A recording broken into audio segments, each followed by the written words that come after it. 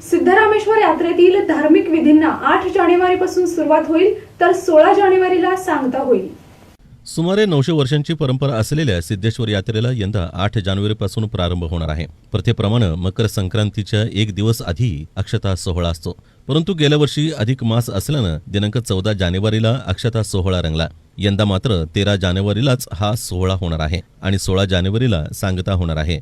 8 तारखेपासून धार्मिक विधीला सुरुवात होईल। दरम्यान सिद्धेश्वर यात्रेमधील विधी अशा पद्धतीनं दिनांक 8 जानेवारी रोजी दर्गो पाटील, धुम्मा, मुस्तारे, भैरू पाटील, ममरे यांच्या घरी दिवे लागतील।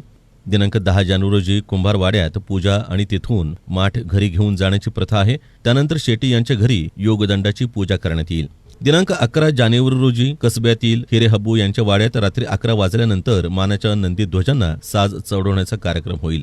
दिनांक 12 जानेवारी रोजी सिद्धरामेश्वरांनी स्थापन केलेल्या 68 लिंगांना तैलाभिषेक संपन्न होईल। दिनांक 13 जानेवारी रोजी यात्रेत असलेला प्रमुख अक्षता सोहळा आणि मंदिर समितीतील संमती कट्ट्यावर कुंभार कन्या योगदंडाचा विवाह होईल। दिनांक 14 जानेवारी रोजी नंदी ध्वजांना स्नान, अमृत लिंगजवळ सतीपूजन, नागफणा बांधणं आणि रात्री 11 वाजता होम विधींना सुरुवात होईल। दिनांक 15 जानेवारी रोजी होम मैदानावर रात्री 9ला दारुकाम आणि लेसर शोला सुरुवात होईल। दिनांक 16 जानेवारी रोजी देशमुख यांच्या वाड्यात योगदंडाची पूजा होऊन कप्पडकळीनं सांगता होईल।